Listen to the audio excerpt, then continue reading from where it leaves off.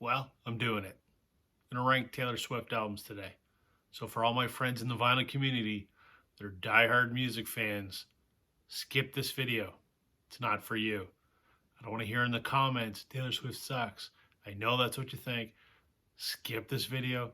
Come back in a few days and I'll talk about something like Credence or Zeppelin or something. Skip this video. Because today I'm going to talk about Taylor Swift, which records I like and which ones I don't. So stay tuned.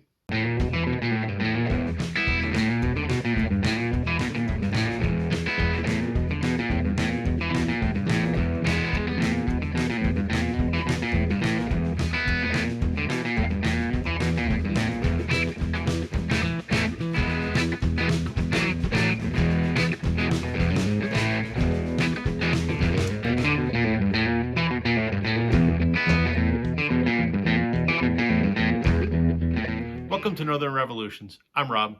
Welcome back if you're returning. Welcome if you're new. As I mentioned in the intro, I'm going to talk about Taylor Swift today.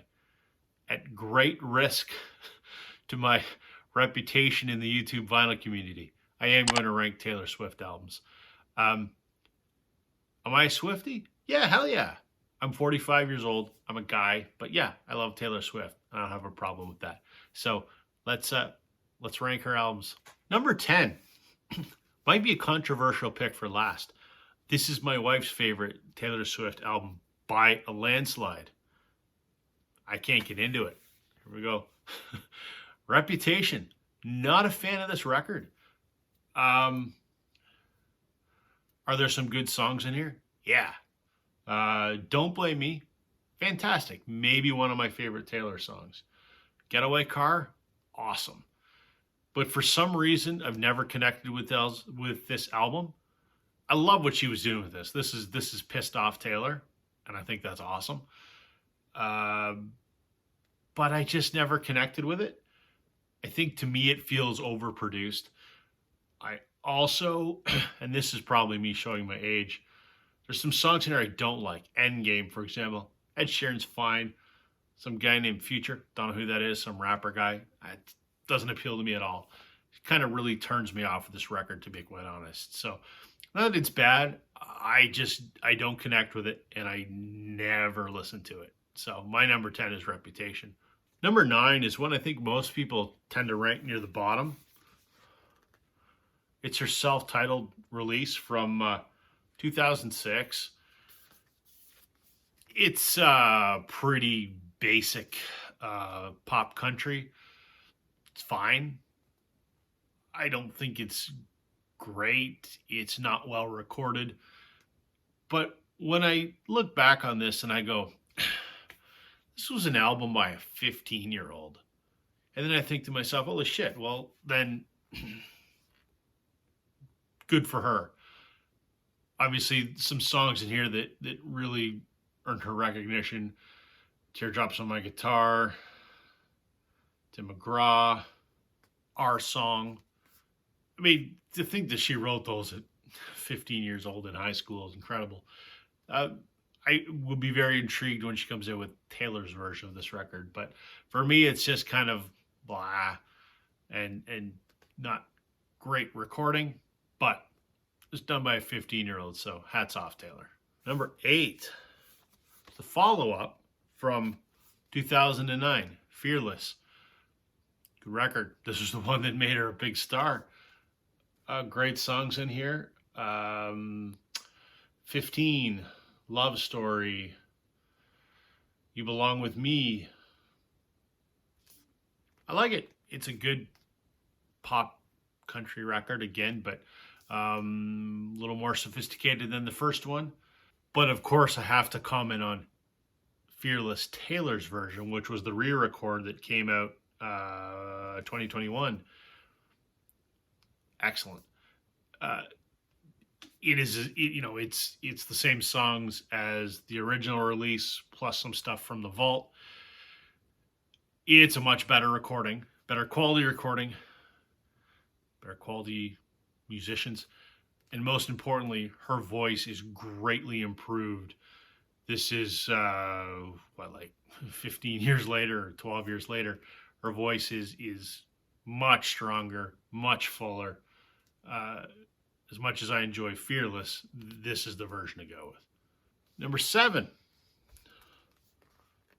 Speak Now from 2010. I remember when this tour rolled through town because she was a pretty big star at this point.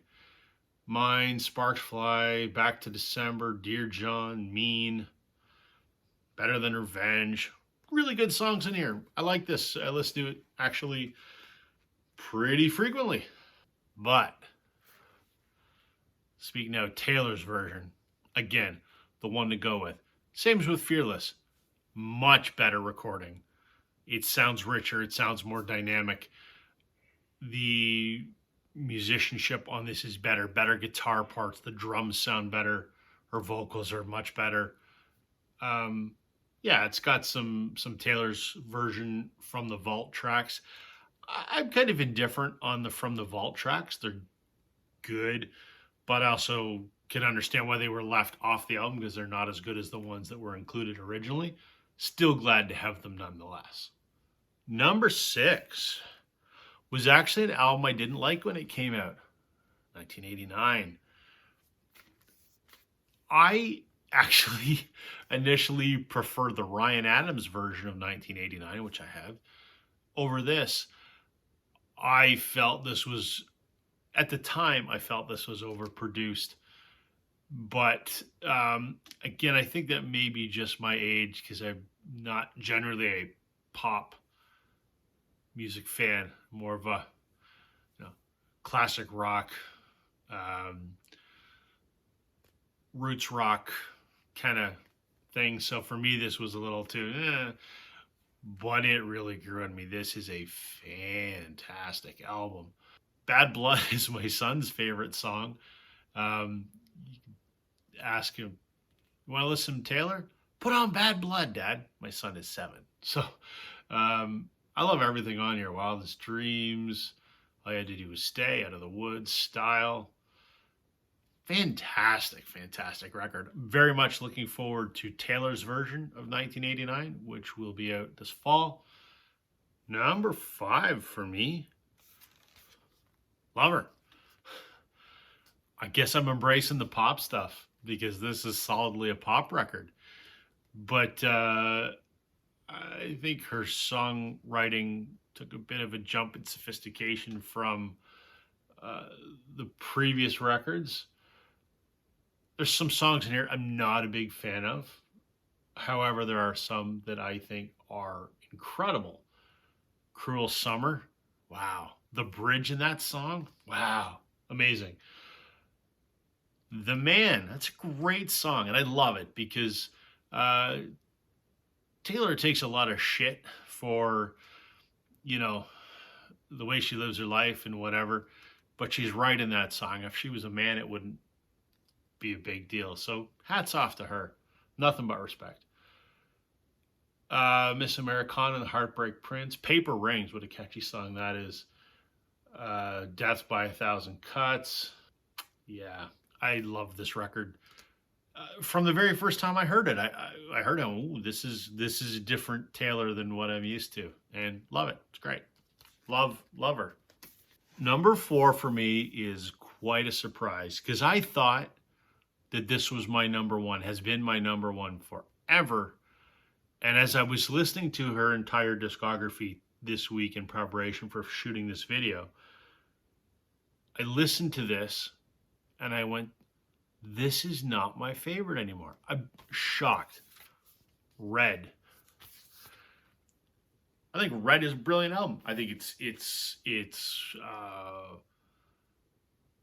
very mature songwriting for her at the time. I loved everything that's on here. All Too Well. I mean, let's talk about it. That song is her best song in my mind. About a relationship gone south, as many of her songs are, but that one is powerful. It starts off very subtle and just builds to this incredible crescendo about half of the way through the song. Wow, what an emotional journey she takes you on in that song. I wasn't a big fan of We Are Never Ever Getting Back Together when I first heard it. It's kind of grown on me. I don't like The Last Time with Gary from Snow Patrol. Don't like that song. But the rest of this, I love. I think this is a great record. So, of course, we then have to mention Red Taylor's version. As good as I thought Red was, this blows it out of the water. Again, her vocals are better.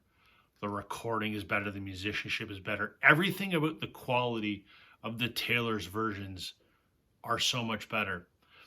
I think probably because she has a lot more experience under her belt now recording these albums than she did back then.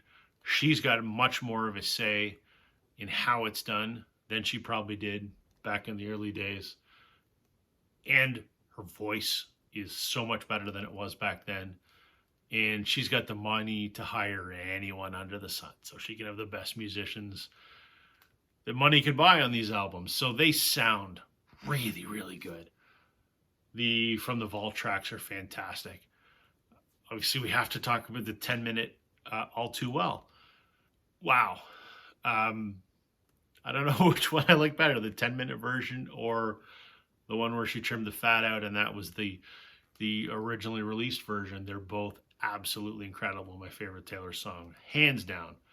So, 3 or 4 days ago, I would have said this is my favorite Taylor Swift record, but it's not. Number 3, the album that caught everybody by surprise, Folklore, which she recorded during the pandemic. What I love about this record, she just really upped her songwriting game. This is unlike anything she put out before. If it didn't have the name Taylor Swift attached to it, somebody just put it out, I think it would be a critically acclaimed sort of indie folk record. But because it's Taylor Swift, you love it or you hate it. Many people dismiss it because she's Taylor Swift, and Taylor Swift sucks. She's too poppy. Like many of my friends in the Vine community, they're going to ridicule me for making this video. It's fantastic. Absolutely love it.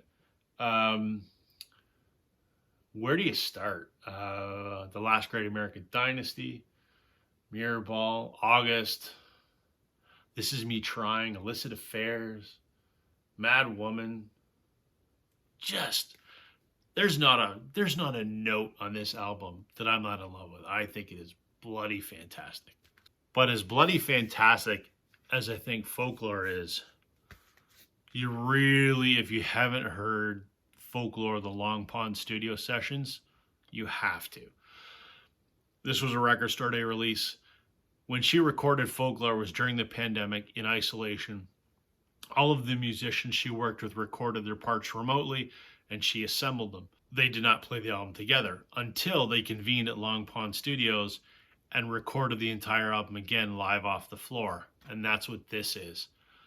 This is amazing. It's the same songs, and many of them sound similar, but this just has a little extra something. A little extra authenticity, a little more heart and soul. It feels like people in a room making music together as opposed to assembling it on a computer. It's not that the sound quality is different. It's just there's a little je ne sais quoi when musicians are creating together, and it really comes through. There's a little extra spirit in this, I guess. I won't listen to the normal Folklore. This is it. Long Pond Studio Sessions. Number 2, obviously, Folklore's twin, Evermore. Again, she surprised us with this one too, out of the blue in the pandemic.